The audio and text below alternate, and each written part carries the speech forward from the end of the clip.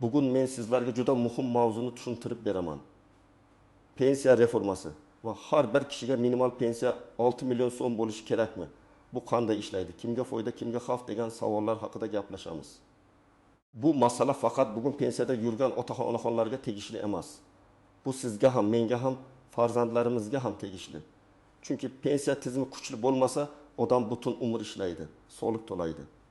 Lekin qaraganda oddiy dori-darmon, oziq-ovqat va kommunal to'lovlarga ham qiynalib qoladi. Shuning uchun videoni oxirigacha ko'ring. Men bugun oddiy tilda tushuntiraman. Avval qanday edi? Endi nimalar o'zgarishi mumkin? 6 million so'mlik minimal pensiya g'oyasi nimani anglatadi? Buning ortida qanday hisob-kitoblar bor? Kim hujjatlarni hozirdan tartibga keltirishi kerak, kim esa vahimaga tushmasligi kerak? Kanalga hozirroq obuna bo'ling. Videoga like bosing. Chunki bunday ma'lumotni odamlar qancha ko'p bilsa, shuncha ko'p o'z huquqini talab qila oladi. Men avvalo pensiya tizimining asosiy muammosini tushuntirib olay. Bizda ko'p yillar davomida pensiya asosan ish staji, rasmiy ish haqi, pensiya jamg'armasiga to'langan badallar va mehnat daftarchasidagi yozuvlarga qarab hisoblangan. Ya'ni odam umr bo'yi ishlagan bo'lsa ham, agar uning ish joyi norasmiy bo'lgan bo'lsa, maosh konvertda berilgan bo'lsa, hujjatlari yo'qolgan bo'lsa yoki ish beruvchi badallarni to'lamagan bo'lsa, pensiya hisobida katta muammo chiqadi. Oddiy misol aytaman. Bir ayol 25 yil bozorda savdo qilgan, oilasini boqqan, farzandlarini o'qitgan. Lekin u rasmiy yakka tartibdagi tadbirkor sifatida ro'yxatdan o'tmagan, pensiya jamg'armasiga muntazam to'lov qilmagan. Natijada u 60 yoshga yetganda men 25 yil ishladim deydi. Lekin tizimda bu ish staji sifatida ko'rinmaydi. Qonun nuqtai nazaridan uning mehnati bor, lekin hujjatda isboti kam. Mana shu eng katta adolatsizliklardan biri. Yana bir misol, erkak kishi zavodda 20 yil ishlagan, keyin zavod yopilgan, arx hujjatlari yo'qolgan, mehnat daftarchasida ayrim yillar noaniq yozilgan. Pensiya tayinlash paytida unga bu yillarni tasdiqlang deyishadi. U esa eski rahbarni topolmaydi. Arxi boshqa tumanga o'tgan, ma'lumotnomalar yetishmaydi. Oxirida pensiyasi kutgandan ancha kam chiqadi. Shu sababli pensiya masalasi faqat formula emas. Bu odamning butun hayoti, hujjati, rasmiy daromadi va davlat tizimining intizomi bilan bog'liq. Endi 6 million so'm minimal pensiya g'oyasiga kelamiz. Bu raqam nima uchun odamlarni hayajonga solmoqda? Chunki bugungi kundalik hayot xarajatlarini olaylik. Oziq-ovqat, non, go'sht, yog', sabzavot, dori-darmon, kommunal to'lov, kiyim-kechak, transport, telefon, ba'zan nevaraga yordam. Agar nafaqaxo'r yolg'iz yashasa, unga ijara ham kerak bo'lishi mumkin. Endi 2 million so'm atrofidagi daromad bilan munosib hayot kechirish juda qiyin. 6 million so'm esa hech bo'lmaganda odamga kambag'allik chegarasidan yuqoriroq nafas olish imkoni beradigan daraja sifatida ko'riladi. Lekin men ekspert sifatida bitta narsani aniq aytaman. Minimal pensiya 6 million bo'ladi degan gapni eshitganingizda darhol ikki savol berish kerak. Birinchisi, bu kimlarga tegishli bo'ladi? Ikkinchisi, buning manbasi qayerdan topiladi? Chunki pensiya havodan paydo bo'lmaydi. Uni hozir ishlayotgan odamlar to'layotgan soliqlar, ijtimoiy badallar, budjet tushumlari va iqtisodiyotning umumiy quvvati moliyalashtiradi. Avvalgi tizimda odam qancha rasmiy ishlagan bo'lsa, pensiyasi shunga qarab shakllanardi. Bu tamoyil bir tomondan to'g'ri. Kim ko'proq rasmiy ishlasa, ko'proq hissa qo'shsa, ko'proq pensiya olishi kerak. Lekin ikkinchi tomondan iqtisodiyotda norasmiy bandlik juda katta bo'lsa, ko'plab odamlar kelajakda juda past pensiya bilan qolib ketadi. Masalan, qurilishda ishlaydigan usta har oy kakin 10 million so'm topishi mumkin. Lekin u rasmiy shartnomasiz ishlasa, tizimda uning daromadi nolga yaqin ko'rinadi. Bugun pul topayotgandek tuyuladi. Lekin 20 yil o'tib pensiya yoshiga yetganda men ko'p ishlaganman degan gap hujjatsiz kuchsiz bo'lib qoladi. Shuning uchun har bir fuqaro uchun eng katta dars shuki, rasmiy daromad bo'lmasa, kelajakdagi pensiya ham zaif bo'ladi. Reformaning mohiyati shundan iborat bo'lishi kerakki, davlat bir tomondan minimal ijtimoiy kafolatni kuchaytiradi, ya'ni qariyalar mutlaq kambag'allikka tushib qolmasligi kerak. Ikkinchi tomondan esa odamlarni rasmiy ishlashga, o'z badallarini to'lashga, daromadini yashirmaslikka undaydi. Agar minimal pensiya 6 million so'm qilib belgilanadigan bo'lsa, tizimda hamma uchun bitta savol tug'iladi. Unda nima uchun men rasmiy ishlashim kerak? Baribir 6 million olsam. Mana shu joyda nozik mexanizm kerak. To'g'ri yondashuv shunday bo'lishi mumkin. 6 million so'm minimal kafolat faqat ma'lum shartlarni bajarganlarga. Ya'ni yetarli stajga ega bo'lganlarga, rasmiy badal to'laganlarga yoki ijtimoiy himoyaga muhtoj qatlamlarga bosqichma-bosqich berilishi mumkin. Aks holda budjetga juda katta yuk tushadi. Agar ishlagan ham, ishlamagan ham bir xil olsa, rasmiy mehnatga rag'bat kamayadi. Shuning uchun bu masalada adolat bilan iqtisodiy imkoniyat o'rtasida muvozanat bo'lishi shart. Endi men eng muhim qismga o'taman. Kim xavotir olishi kerak, kim esa vahimaga tushmasligi kerak. Birinchi guruh rasmiy ishlayotganlar. Agar siz korxonada, tashkilotda yoki davlat idorasida mehnat shartnomasi bilan ishlayotgan bo'lsangiz, har oy maoshingiz bank kartasiga tushsa, soliq va ijtimoiy to'lovlar rasmiy ko'rinsa, sizning vaziyatingiz nisbatan yaxshi. Lekin baribir o'zingizni tekshirib ko'ring.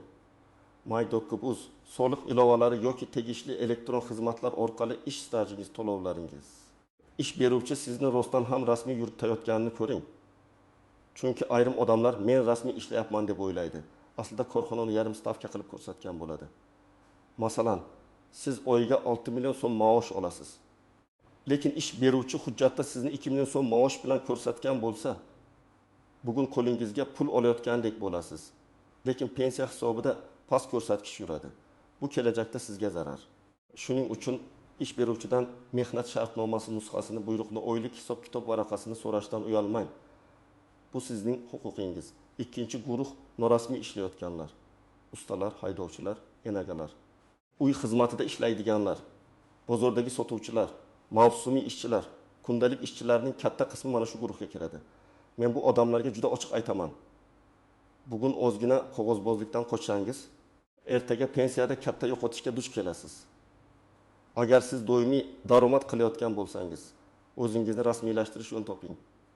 Yakka tartibdagi tadbirkor bo'lasizmi? O'zi band qilgan shaxs sifatida ro'yxatdan o'tasizmi? Xizmat shartnomasi tuzasizmi? Baribir faoliyatingiz iz qoldirsin. Masalan, bir tikuvchi ayol uyida buyurtma oladi. Har oy o'rtacha 4 million so'm topadi. U men kichik ish qilyapman deb o'ylaydi. Lekin 15 yil davomida shu ishni qilsa, bu kichik ish emas, bu uning mehnat faoliyati. Agar u o'zini rasmiy ro'yxatdan o'tkazsa, minimal to'lovlarni qilsa, kelajakda pensiya huquqini mustahkamlaydi. Agar qilmasa, qariganda men ishlaganman degani bilan tizimda dalil bo'lmaydi. Uchinchi guruh pensiyaga yaqinlashganlar. Agar siz 20 yoshdan oshgan bo'lsangiz, ayniqsa ayollar 25 yoshdan. Erkaklar 60 yoshdan oldin hujjatlarni tekshirishi juda muhim. Pensiya yoshiga yetganda hujjat ishni boshlash kech bo'lishi mumkin. Chunki arxidan ma'lumot olish vaqt oladi. Eski ish joylari tugatilgan bo'lishi mumkin. Mehnat daftarchasida xatolar bo'lishi mumkin. Men tavsiya qilaman, hozirdan mehnat daftarchangizni, diplomingizni, harbiy xizmat hujjatlarini, farzand parvarishi davriga oid hujjatlarni, ish haqi ma'lumotnomalarini tartibga soling. 4-guruh hozir pensiya olayotganlar. Agar minimal pensiya 6 million so'm darajasida belgilanishi yoki shunga yaqin ijtimoiy kafolatlar joriy qilinishi muhokama qilinsa, hozirgi pensionerlar birinchi navbatda indeksatsiya. Qayta hisoblash va qo'shimcha to'lovlar masalasiga e'tibor berishi kerak. Lekin har qanday oshirish avtomatik hammaga bir kunda tushadi deb o'ylamaslik kerak. Davlat odatda bosqichma-bosqich qiladi. Avval eng kam pensiya oluvchilar, keyin nogironligi bor shaxslar, keyin bo'g'uvchisini yo'qotganlar, keyin boshqa toifalar bo'yicha. Birinchi misol, Jamshid aka 35 yil rasmiy ishlagan. Uning oyligi oxirgi yillarda 7-8 million so'm bo'lgan, barcha to'lovlar rasmiy. Agar tizim minimal pensiyani 6 million so'mga ko'tarsa, Jamshid aka uchun bu pastki kafolat bo'ladi. Ya'ni uning hisoblangan pensiyasi 6 milliondan yuguri chiqsa, u yugurisini oladi. Agar hisoblangan pensiya 1 million 200 ming bo'lsa, davlat uni 6 milliongacha yetkazishi mumkin. Bunday yondashuv mehnat qilgan odamni jazolamaydi, aksincha minimal himoya beradi. Ikkinchi misol, Dilbar opa 22 yil rasmiy ishlagan. Keyin 12 yil uyda bola parvarishi va oilaviy ishlar bilan band bo'lgan. Uning rasmiy staji bor, lekin uzilishlar ham bor. Bunday holatda pensiya hisobida ayrim davrlar inobatga olinishi mumkin. Ayrimlar esa hujjatga bog'liq bo'ladi. Agar farzandlar tug'ilganlik guvohnomalari, ish joyidan ta'til buyruqlari, mehnat daftarchasi to'g'ri bo'lsa, u o'z huquqini yaxshiroq himoya qiladi. Minimal kafolat unga yordam berishi mumkin. Lekin hujjatsiz davrlar muammo bo'lib qoladi. Uchinchi misol, Sherzod 20 yil taksi haydagan, lekin rasmiy litsenziya, soliq to'lovi o'zini o'zi band qilish bo'yicha ishchil hujjat yuritmagan. U bugun men har kuni ishladim deydi. Men bunga insoniy jihatdan qo'shilaman, albatta ishlagan. Lekin pensiya tizimi insonning charchaganini emas, hujjatdagi badal va stajni ko'radi. Agar 6 million minimal pensiya faqat yetarli resmiy stajga ega bo'lganlarga berilsa, Sherzod kabi odamlar keyin vaziyatni qolishi mumkin. Shuning uchun bunday odamlar bugundan rasmiylashishi kerak. 4-misol, Malika 30 yoshda IT sohasida masofadan ishlaydi. Chet el kompaniyasidan daromad oladi. U pensiyagacha hali uzoq deb o'ylaydi. Lekin aynan yoshlar hozir eng ko'p yutishi yoki yutqazishi mumkin. Agar u daromadini rasmiylashtirsa, soliq rejimini to'g'ri tanlasa, pensiya tizimiga ulansa, 25-30 yil ichida kuchli pensiya bazasi yig'adi. Agar hammasi norasmiy qabul qilsa, bugun ko'proq pul qo'lida qoladi, lekin qariganda ijtimoiy himoya sust bo'ladi. Endi juda muhim nozikliklarni aytaman. Pensiya reformasi deganda ko'pchilik faqat pul ko'payadi deb o'ylaydi. Aslida reformada bir nechta murakkab savol bor. Birinchisi, inflyatsiya. Agar pensiya 6 million so'm bo'lsa-yu, narxlar tez oshib ketsa, real foyda kamayadi. Masalan, bugun 6 million so'mga bir oilaning asosiy xarajatlarini yopish mumkin bo'lsa, 2-3 yil ichida oziq-ovqat, dori-darmon, kommunal to'lovlar keskin oshsa, bu pulning qiymati tushadi. Shuning uchun pensiya nafaqat bir marta oshirilishi, balki muntazam indeksatsiya qilinishi kerak. Menimcha, haqiqiy reforma pensiyani narxlar o'sishiga bog'lab bo'lishi bilan kuchli bo'ladi. Ikkinchisi, ish haqi va pensiya o'rtasidagi nisbat. Agar minimal pensiya 6 million bo'lsa, lekin ayrim hududlarda rasmiy oylik 3-4 million bo'lib qolsa, odamlar ishlamasdan ham yaxshi pensiya olsa bo'larkan degan noto'g'ri signal olishi mumkin. Shuning uchun pensiya reformasi alohida emas, ish haqi, bandlik, soliq tizimi va iqtisodiy o'sish bilan birga yurish kerak. Uchinchisi, staj masalasi. Ko'p odamlar mening mehnat daftarcham bor bo'ldi deb o'ylaydi. Lekin daftarchadagi yozuv aniq, to'g'ri sanalar mos, buyruq raqamlari bor bo'lishi kerak. Ba'zan bitta raqam xatosi yoki tashkilot nomining noto'g'ri yozilishi pensiya tayinlashda muammo chiqaradi. Eski kolxoz, shirkat, zavod, kichik korxonalar bo'yicha arxiv ma'lumotlari alohida tekshiriladi. 4-si, chet elda ishlaganlar. Juda ko'p yurtdoshlarimiz Rossiya, Qozog'iston, Turkiya, Koreya yoki boshqa davlatlarda ishlagan. Bu davrlar pensiyada qanday hisoblanishi davlatlararo kelishuvlar, rasmiy mehnat shartnomasi va to'langan badallarga bog'liq. Agar siz chet elda 10 yil ishlagan bo'lsangiz, lekin hech qanday rasmiy hujjat bo'lmasa, O'zbekistonda bu davrni pensiya staji sifatida tan oldirish qiyin bo'lishi mumkin. Shuning uchun chet elda ishlayotganlar shartnoma, ish haqi ma'lumotnomasi, sug'urta badallari, yashash va ishlash ruxsatnomalari nusxasini saqlash kerak.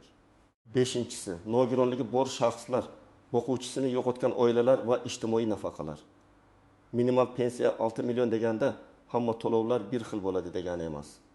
Yoshga doir pensiya, nogironlik pensiyasi, boquvchisini yo'qotganlik pensiyasi, ijtimoiy nafaqa va boshqa to'lovlar alohida tartibga ega. Shuning uchun bir odamning qo'shnisi 6 million olsa, ikkinchisi ham aynan shuncha oladi degan xulosa noto'g'ri bo'lishi mumkin. Har bir toifa alohida hisoblanadi. 6-si, vositachilardan ehtiyot bo'lish.